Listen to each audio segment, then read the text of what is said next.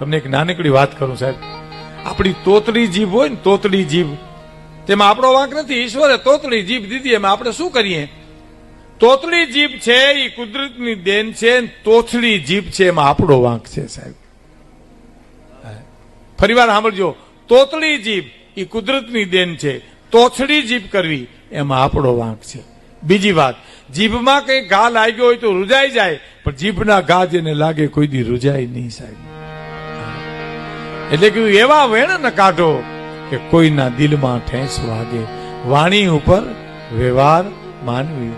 મારી બેનો દીકરી બેઠી એટલે એક પ્રસંગ કહી દઉં સાહેબ. હું આ ગીતની અંતે એ પ્રસંગ કહેવાનો છું.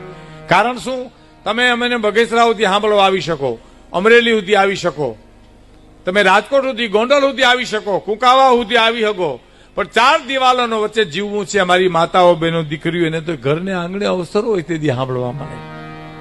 હવે અમને ટીવીમાં સાંભળે, વિડીયોમાં સાંભળે, રેડિયોમાં સાંભળે, એ તો તળાવનું બંધ પાણી છે. પાણી છે પણ તળાવનું બંધ પાણી. આ રૂબરૂ પ્રોગ્રામ છે ને, એ નદીનું વહેતું પાણી છે. ખાડ ખાડ ખાડ ખાડ ખાડ ખાડ વહ્યું જતું હોય.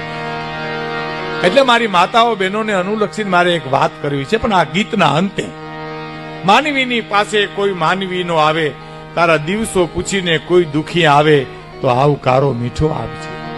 પછી શું કીધું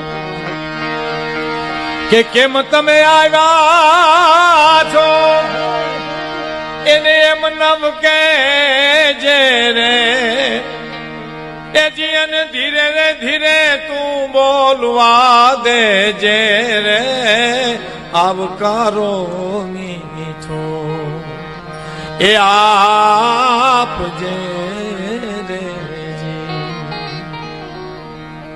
કેમ તમે આવ્યા છો એમ નવ કેજે, એને ધીરે ધીરે બોલવા દેજે. આ જોયું, આ જીવન છે આપણું, મારું તમારું. અને પછી કઈક વાત કરે ને તો વાતો એની સાંભળીને એ આડું નવજો જે રે એ જીન માથું રે હલાવીને હોકારો તું દેજે રે આવકારો મીઠો એ આપજે રે.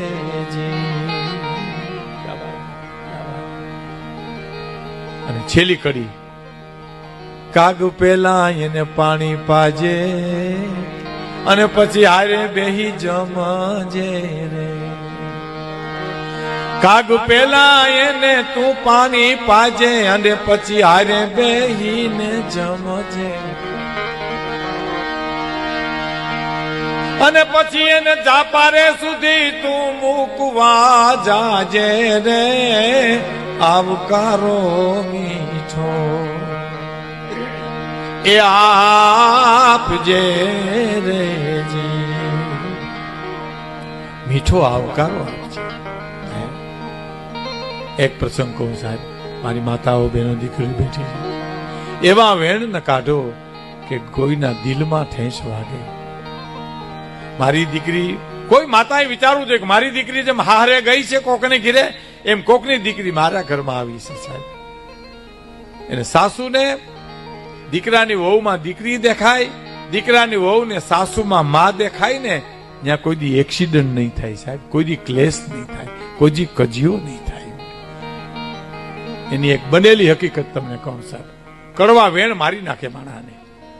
હા, મનુભાઈ ગઢવી મુંબઈના, એને મને કરેલી વાત હું તમને કહું છું. ઝાલાવાડનો પ્રસંગ છે, રાજસીતાપુરનો. એનો દીકરો સંજય ગઢવી, ભણેલા માણસોએ નામ સાંભળ્યું છે. ધૂમ 1 ફિલ્મ બનાવ્યું અને ધૂમ 2 એનો ડાયરેક્ટર. એ મનુભાઈ મને વાત કરી, એ વાત સાંભળજો મિત્રો. આ વાત પૂરી થાય ત્યાં સુધી આપની જગ્યા ન છોડો એવી વિનંતી સાથે. આમાં સમજણ છે. ખેર, મેં તો હાસ્યરસના હું તમને વાતો કરવાનો છું, એમાં કોઈ બહુ મોટી વાત નથી, પણ આ સમજણની વાતો જીવતરમાં ઉતરે ને તો જીવવાની મજા આવે મને તમને બેયને સાહેબ. એમાં મનુભાઈ ગઢવીએ મને વાત કરી, થોડું વોલ્યુમ આપજો, વોલ્યુમ. મને કે ભીખુદાનભાઈ બસ એકદમ ઓછું, માઇક બહુ સરસ છે સાહેબ, એકવાર માઇક વાળાને વધાવો, તાલીઓથી વધાવો છે. સીતારામ માઇક સાઉન્ડ બહુ સરસ છે. અમારો આધાર જ માઇક ઉપર છે સાહેબ. હા, આટલી મેદની તો અહીં બે તમે જુઓ તો ખબર પડે કે આ ડોમ કેવો લાગે છે. મનુભાઈ મને કરેલી વાત હું તમને કરું છું, બનેલી હકીકત છે. મને કે ભીખુદાનભાઈ હું રાજસીતા પર ગયો ને, હજી બેઠો મારે ઘીરે, એમાં મારો મિત્ર આવ્યો કે મનુભાઈ આવી ગયા? તો હા, આપણા ગામમાં જ અણઘટતું બની ગયું છે. શું બન્યું ભાઈ? કે આપણો બેનો મિત્ર નહીં, હું નામ એનું ભૂલી ગયો છું ભાઈનો, એને ઘરેથી બેન ગુજરી ગયા ક્યાં છે? હે, એને ઘરેથી આપણા બેન ગુજરી ગયા. ઓ મનુભાઈ કે હું સુટકેસ મૂકી ફાળીઓ લઈ આભડવા માટે અમે બે જણા ગયા. એ ભાઈને ઘરેથી બેનની નનામી બંધાણી, નનામી નીકળી, એની હારે અમે બે જણા ગયા. સ્મશાનમાં નનામી આવી, ચિતા ખડકાણી, ચિતા પર બેનનો મૃતદેહ મૂક્યો, આગ લગાડી, આગ મંડી જળ જળ જળ નીકળવા. એમાં 1 કલાક 2 કલાક 3 કલાક પૂરી થઈ, એમાં એક વડીલ ઉભા થયા. દાગુ આવ્યા તો એમાંથી એક વડીલ ઉભા થયા અને આવીને એટલું કીધું કે જુવાનોને કીધું કે ભાઈ કેટલીક વાર છે આ, એ વ્યવસ્થા કરતા હોય ને ત્યાં, એને પૂછ્યું કેટલી વાર છે? આ તો 3 કલાક થઈ ગઈ. અને એક જુવાન એટલું બોલો, આવો બાપા, સાંભળજો, ધ્યાન દઈને સાંભળજો. હું એટલા માટે કહું છું કે આ જીવવા જેવી વાત છે. એમાં અમારી માતાઓ બહેનો બધાના માટે છે, પણ અમારી માતાઓ બહેનો દીકરીઓ માટે ખાસ છે. અવર જવર ઓછી કરો વિડીયો વાળા, 2 મિનિટ પૂરતો, હમણાં 2-3 મિનિટ પૂરતો જ પ્રસંગ છે. કેટલી વાર છે ભાઈ? આ તો 3 કલાક થઈ. બાપા અહીંયા આવો તા. જુવાન કે જો સોપારી જેવડી ગાંઠ છે, જોઈ તમે સામે? તો હા, એ નથી, હળકતી નથી, બળતી નથી, એમનેમ છે. કેટલું ઘી નાખ્યું, કેટલા તલ નાખ્યા, તો બળતી જ નથી. અને વડીલની આંખમાંથી દળ દળ આંસુ મીંડા પડવાની. વડીલ એટલું બોલ્યા કે રેવા દો ભાઈ, એ ગાંઠ નહીં બળે. હે કે નહીં બળે ગાંઠ? શું કામ? આ બેનને હું ઓળખું છું. આ બાઈને ભાઈ નહોતો, એકે ભાઈ નહોતો.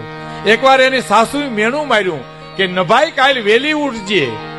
એ નભાઈ નું મેણું જે લાગ્યું ને, એ ગાંઠ ઓલી ગઈ ની. ગાંઠ તો તલથી નહીં બળે અને ઘીથી નહીં બળે. એવા વેણ ન કાઢો કે કોઈના દિલમાં ઠેસ વાગે. એવું વેણ ન હોવું જોઈએ કે જીવતર હળગી જાય વેણ હોય. ભલે કાંઈ ન હોય, માણે કે રોવા તો લાગે ને. એકબીજાને રોઈને પણ માણા મદદ કરી શકે. કવેણ કોઈ દી કહેવાય નહીં. એની ખેર આગળ પર વાતો કરતા પહેલા 4 દીકરીઓ વાતો કરે છે. એક બીજીને પૂછે છે, બેન તે લગ્નનું નક્કી કર્યું કાંઈ? તો કે હા, મને ઘણા મૃત્યા જોવા આવે છે, પણ મારી અમુક શરત મંજૂર હોય એને મારે પરણવાનું છે. એમ? તો કે હા. કઈ શરત છે? કે 4 સૈયરુની છુપી છુપી કહાની, મીઠી મીઠી કહાની, એને એલી સાસરીએ સાજન, કેવો વર ગમશે ઉને, કેવો વર ગમશે, કેવો વર. પેલી દીકરી એમ કે છે કે તે સંબંધનું નક્કી કર્યું, તો આ કેવો તને પતિ ગમશે? એટલે પેલી દીકરી જવાબ આપે છે. શું જવાબ આપે છે? કે રોકું ટોકું હોય નહીં સાસુ સસરાની, એમને લઈને હું તો જુદી રહેવાની, ફેશનની મોજ મજા બધી માણવાની, સૌ લોગ જોયા કરે એવું ચાલવાની. 4 સૈયરું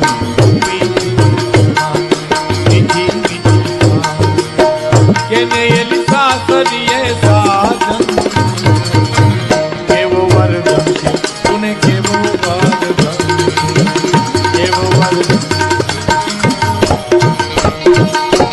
રોક ટોક હોય ની સાસુ સસરાની, એમને લઈને હું તો જુદી રહેવાની, ફેશનની મોજ મજા બધી માણવાની. ફેશન એવી અટાણ આવી કે ખબર નથી પડતી દીકરો ગયો દીકરી ગઈ. આવશે ઘણાની તો હાલ્યું એવી થઈ ગઈ છે. ઘણા વર્ષ પહેલા કાઠિયાવાડથી બાપા મુંબઈ ગયા અને ક્રિકેટ જોવા કોકને લઈ ગયું. તો બાપા બેઠા હતા ત્યાંથી આમ નેજું મારીને કે આ વૈશ્વમાં ઠેકડા મારે, છોકરો છે કે છોકરી છે આ? તો બાજુવાળાએ કીધું કે છોકરો છે, છોકરી નથી, દીકરી નથી, દીકરો છે. હા, કે તમે એના બાપા લાગો તો હું એની બા છું. અહીંયા નો ઓળખાય વાં ક્યાંથી ઓળખાય. આવી ફેશન આવી, એની મજા મોજ મજા બધી માણવાની અને સૌ જોયા કરે એવું ચાલવાની. 4 શહેરોની છુપી છુપી કહાની. પછી બીજી દીકરી કે છે એટલી સરસ છે તારી આ, તો મારી સરસ સાંભળો. હે કે સાસુ સસરા ને હાથે માળા આપવાની, ભજન કરવાની, આડા નો આવી ખાતર. સાસુ સસરા ને હાથે માળા આપવાની, આંખને ઈશારે નાની નણંદ નચાવવા. નણંદ કુટુંબ નો શાયરી ગણાય, પણ હું કહું બેહી જાય બેહી જવું પડે. ઓહો આમ છે. અને કંઠ મારું કયું માની બેસી રહેવાની, આટલું મારું કબૂલ કરે હું એને પરણવાની. 4 સૈયરું છુપી છુપી કહાની, મીઠી મીઠી કહાની, કેને એલી સાસરીએ સાજન. કેવો વર્ગમ છે તુને, કેવો વર્ગમ, કેવો વર્ગમ છે. કંઠ મારું કયું માની બેસી રહેવાની. હા, મને એક જણે કીધું તું, મને કે ભીખુદાનભાઈ મારા ઘરમાં મારું હાલે બહુ. મેં કીધું સારું કહેવાય, નકર અટાણે નો હાલે. અરે મને કે હુકમ ઉપર કામ કરે મારા પત્ની, હુકમ ઉપર. મેં કીધું કેવા હુકમ કરો? મને કે હું એમ કહું બધા ઠામડા ભેરા કરીને ચોકડી મૂકી દે, એટલે ચોકડીમાં જ મૂકી દેવાય, બહાર મુકાય જ નહીં. 2 પાણીની ડોલ ભરીને મૂકી દે, 2 જ મુકાય, 1 મુકાય જ નહીં. ન્યા બેઠી રહેતી, ઊભી થતી નહીં, ઊભું થવાય જ નહીં. મેં કીધું આવા હુકમ તમે કઈ કરો? મને કે હું ઠામડા ઉટકવા બેહું ને તઈ બરાબર, તઈ હાલતા હશે, તઈ હું કામ નો હાલે હુકમ. હે ત્રીજી દીકરી કે છે, 4 દીકરીઓની વાત છે સાહેબ. એમ 1 2 ને ત્રીજી દીકરી એમ કે છે કે મારી સરસ સાંભળો, 3 ના ભડાકા છે. શું કે છે કે સાસરીએ ના જવાની હે તો કહું તો કોણ નથી ખાવાની હોય નહીં તો કા. સાસરીએ ના જવાની અહીંયા બોલાવાની, બોલો. એને ઘર જમાઈ રાખી દેખ રેખ રાખવાની. ક્યાં ગયા? આમ આવો લાવો જરા પાણી, આટલું મારું કબૂલ કરે હું એને પરણવાની. 4 સૈયરું છુપી છુપી કહાની, મીઠી મીઠી કહાની, કેને એલી સાસરીએ સાજન. કેવો વર્ગ છે અને કેવો વર્ગ.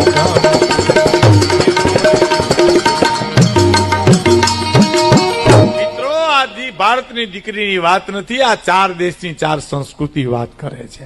આ 3 સંસ્કૃતિ બોલી ને એ પરદેશની સંસ્કૃતિ બોલી છે.